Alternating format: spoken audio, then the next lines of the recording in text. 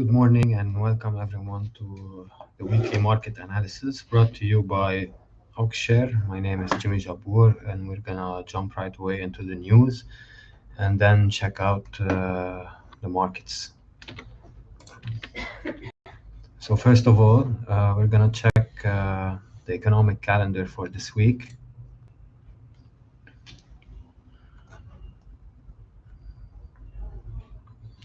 We have some big news coming out this week, especially on on Wednesday. We have on Tuesday the PMI. We have employment, manufacturing PMI, and non-manufacturing prices. This could have great implications on the market if the figures come out as negative for the dollar. Then on Wednesday we have the non-farm employment change. This is big news. We have the Bank of Canada interest rate decision, and plus we have our friend Jerome Powell speaking, testifying, and then we have the job openings presented by Jolts. And regarding the oil, we have the crude oils and crude oil inventories coming out on Wednesday as well. I think we have a report on CPI. Let me check. So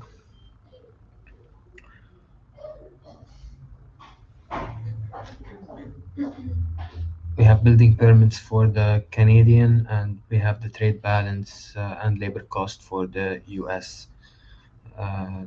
Plus, we have, I think Jerome Powell will be testifying 3 days in a row, so this is the continuation of his testimony. And we have the balance sheet for the Federal Reserve. Then on Friday, last day, we have the non-farm payrolls, and we have the unemployment change. These are big economic data. This week could be one volatile week, so caution and risk management has to be applied if you want to trade. If you want to trade this week. So without further ado, let's jump right to the charts. So as you know, we're gonna start always with the DXY. We're gonna check the high time frame. So let's see the weekly. So as you can see,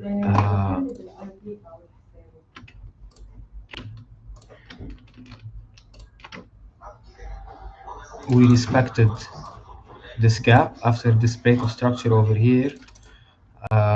We formed this gap over here. So price retraced, respected this gap, and then we are pushing up. This is on the weekly. So this weekly gap has been filled, and then we push to the upside. So if we want to jump in on the daily, as you can see here, we were for some time bearish on the daily after breaking structure after structure. So this low has been taken out, this low, and then we are reversing at the moment. So after filling out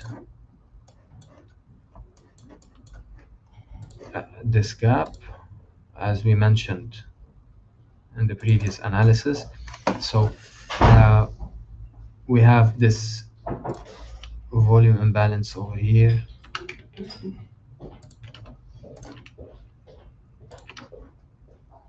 On the daily, so after breaking structure over here, a retracement is on the way. We've been kind of bearish the last couple of days. This is mainly because of bad economic reports coming out for the dollar, and investors anticipating that the Federal Reserve will cut rates in the beginning of June. These are all hypothetical. These are all estimates and forecasts. We need to adapt for the real data that's coming out this week. So we might see a retracement to this volume imbalance. As you can see here, the gap, this is a volume imbalance. So a big volume entered the market and we pushed to the upside, leaving this gap. This is why we call it a volume imbalance. So we said during the last couple of lives, we said that we might see the dollar DXY index push to this gap, fill it like we did over here, and then we're gonna reject. So let's see if this volume imbalance will hold. It all depends on the DXY. So as you can see over here as well, we swept liquidity at this point, and then right after we swept it, we then pushed to the downside. So if you wanna jump to the lower time frames, let's say the 15,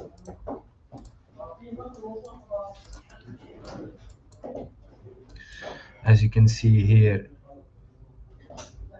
we have this very important low. So this is a pivot point over here. As you can see, the price was making lower lows, and then we pivoted to the upside, breaking structure here, and then taking out the liquidity that's set above this point over here. So probable scenarios for the DXY is that we might see some small retracement to the spot, and then we push, taking out these lows. So this is regarding the DXY. We're gonna jump now to the Euro USD. So we'll start with the higher time frame and then work our way down. So as you can see, this is from the last time we met. The last time I spoke, I said that this point of liquidity got taken up. This is a supply zone over here, where price is considered cheap for buyers. After breaking this high and pushed to the upside, we retraced after some time, touched the supply zone over here, and then pushed to the upside. At this point over here, when we were in the live, I mentioned that we have some probable targets around 108.8, 108.9. So these the equal highs represent a liquidity. So we might see price retrace, push back to these levels before retracing a bit and then pushing higher for higher prices. So this is for the Euro USD for the daily. So if you want to go down in the time frame a bit, so we can see it more clearly here.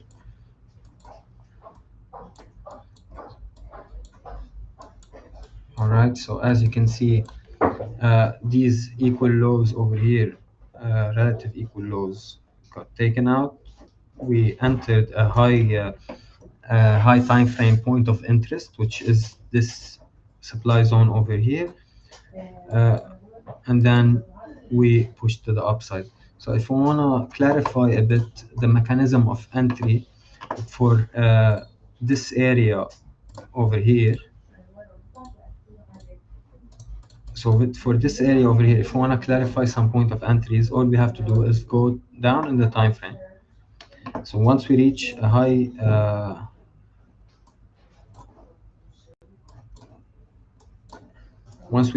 probability, high point of interest on a higher time frame, so to identify the point of entry, we need to go down in the time frame a bit. And I think this is the point over here. So as you can see on the 15-minute,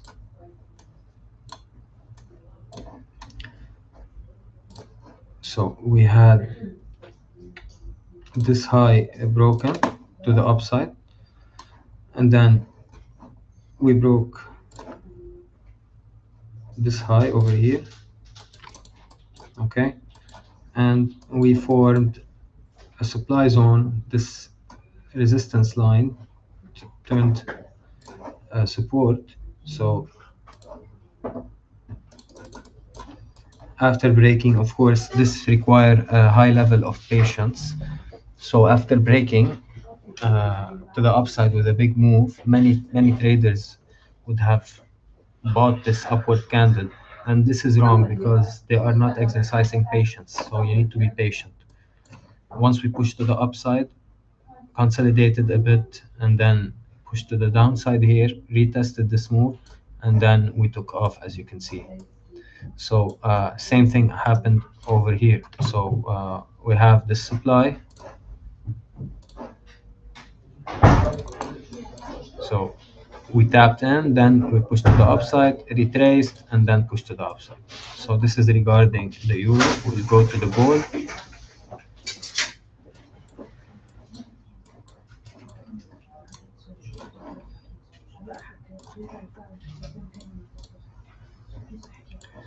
Okay, so the gold is at a very interesting point. So as you can see on the daily, this is to the letter. So these 3 dots, 3 points over here represents liquidity. So let's go down in the time frame a bit. Let's say the 4 hour.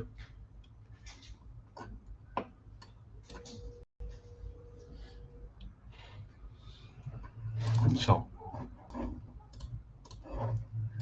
as you can see here,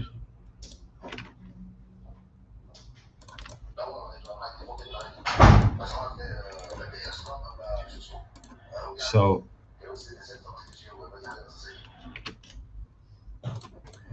this over here, these areas over here represents liquidity. So we have orders hanging in these areas. So people are selling once the price touches these points. So a good mechanism to enter is we can wait a small push to liquidate these orders over here, and then push to the downside for a big retracement. And after the big retracement, we can simply, let's say, use the Fibonacci over here, mark out these high probability areas.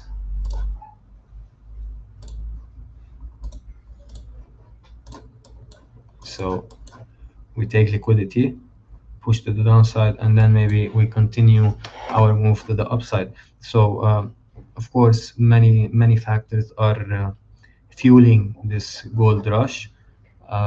We have poor economic data regarding the dollar. We have poor economic data regarding banks in the US.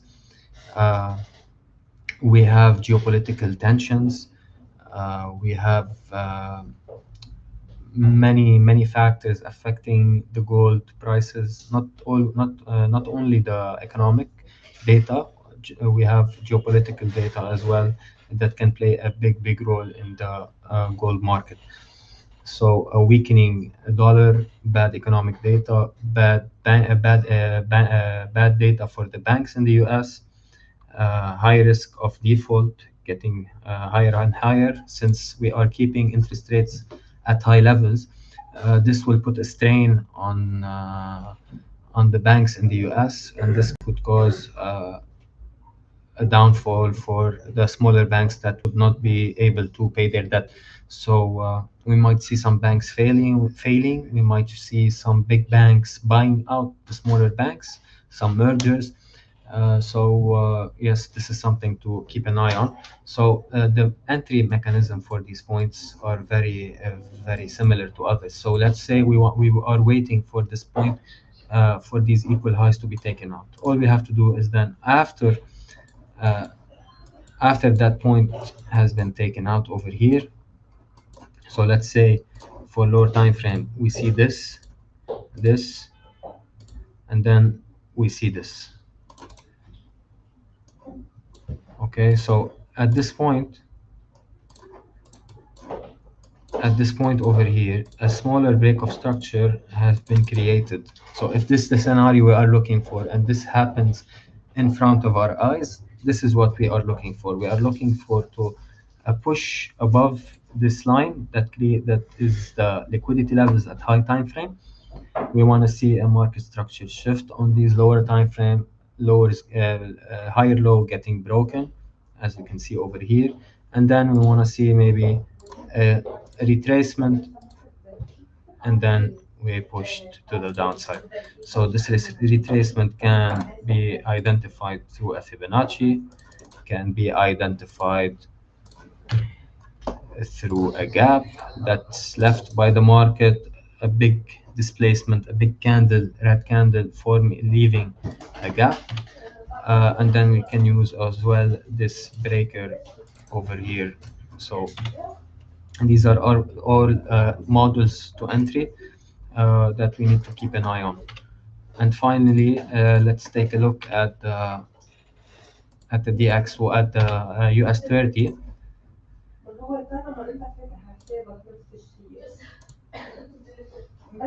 So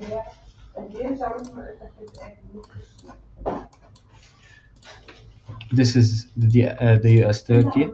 So as you can see, we've been pushing higher and higher. We created this historical high at 239,284, and now we are trying to retest this point. So if I want to go to the lower time frame, we can see that this pitchfork that's been drawn represents areas of resistance and represents areas of supports over here. This is the median line.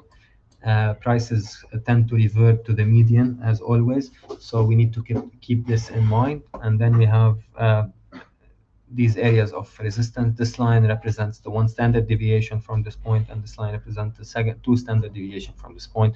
As you can see, the US 30 has lived well above 2 standard deviation. This was poised for a retracement. Now we look for a bad economic data indicating cooling off of the economy in the US, and that could trigger a much deeper correction for the US 30. So as you can see over here, these lines have been respected. And then we have, if you want to take the Fibonacci extension for these points, you can see we had a 1-to-1, approximately a 1-to-1 move. And then if you want to measure the other one as well,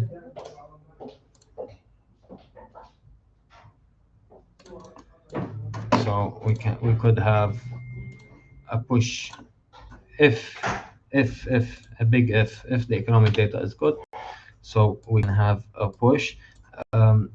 We can see that the S30 has lived well above the median line over here. We did not break many. We did not have many consolidation at these areas down there, signaling a very strong momentum to the upside. So once these points, this point over here and this red line over here gets broken, we can see a retracement, and maybe we may hold our bullish momentum, but with much less impulsiveness, with much less.